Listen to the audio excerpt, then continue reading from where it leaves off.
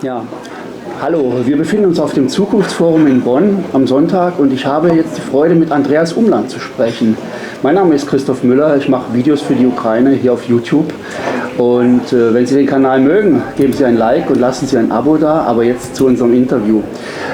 Andreas Umland, Putin eskaliert immer weiter, wenn es für ihn irgendwo nicht vorwärts geht. Ich habe das Gefühl, dass es in der Ukraine einfach nicht vorwärts geht. Er würde möglicherweise erfahrungsgemäß immer wieder in solchen Situationen, wenn es ihm schlecht geht, die nächste Eskalationsstufe zünden. Das wäre die NATO. Wie wahrscheinlich ist es, dass in Bälde ein Angriff auf die NATO erfolgt, beispielsweise im Baltikum?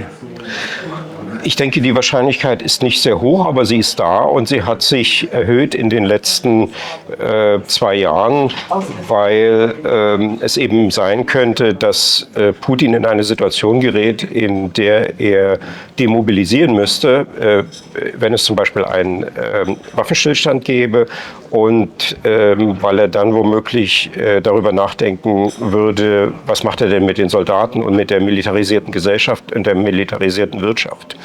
Und dann kann es sein, dass er aus innenpolitischen Gründen tatsächlich weiter eskalieren wird, weil eben die Gesellschaft, die Wirtschaft, die Armee auf Krieg eingestellt ist und da kann das eben auch ein NATO-Land betreffen.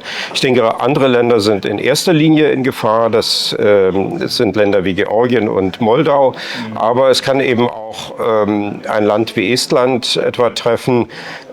Die russischste Stadt außerhalb Russland ist Narva in Ostestland und dort könnte er versuchen, zunächst vielleicht mit Hybridmethoden versuchen zu eskalieren, aber das könnte dann eben auch in einen richtigen Konflikt eskalieren.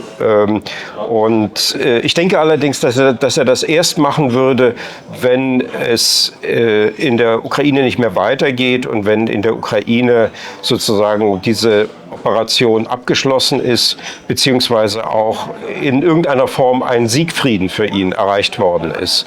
Also wenn er zum Beispiel einen Waffenstillstand erreicht, in dem er das jetzt besetzte Gebiet behalten kann und wo es dann auch eine Sicherheit gibt, dass das nicht weiter eskaliert in der Ukraine.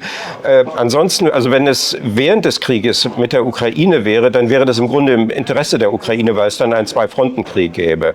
Deswegen glaube ich nicht, dass er, solange dieser Krieg in der Ukraine weitergeht, woanders eskalieren wird. Das würde im Grunde die Ukraine begünstigen. Das ist interessant. Also ich sehe eigentlich kein Ende in der Ukraine für einen Siegfrieden. Es sei denn, die Ukrainer selbst würden sagen, wir machen jetzt nicht mehr weiter, das reicht uns. Aber siehst du da eine Anzeichen dafür, dass die Ukraine so verhalten wird? Die Ukraine hat ja schon zugestimmt einem Waffenstillstand ohne Bedingungen. Und wenn der jetzt kommen würde, dann wäre das de facto ein teilweiser Siegfrieden, weil das bedeuten würde, dass das okkupierte Gebiet unter russischer Kontrolle bleibt. Und dann könnte er das in Russland verkaufen als ein Sieg. Nicht? Dass er also diese Territorien erobert hat, die Krim und die Ostukraine. Und dann würde sich die Frage stellen, was macht er denn mit dieser riesigen Armee, die er jetzt hat, mit der militarisierten Gesellschaft und militarisierten Wirtschaft?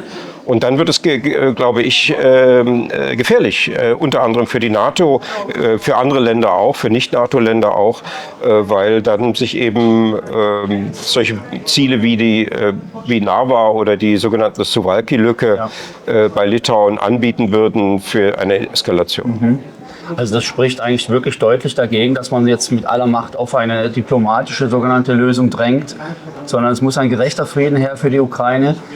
Okay, die Zeit drängt, unser Panel fängt gleich an, deswegen würde ich das Interview, herzlichen Dank dafür, Andreas, jetzt beenden hier oder sagen wir mal unterbrechen. Vielleicht können wir das online fortsetzen, das ist hochinteressant. Können wir gerne nochmal genau besprechen, die Szenarien. Herzlichen Dank. Okay. Vielen Dank. Schaltet alle ein, abonniert den Kanal nochmal.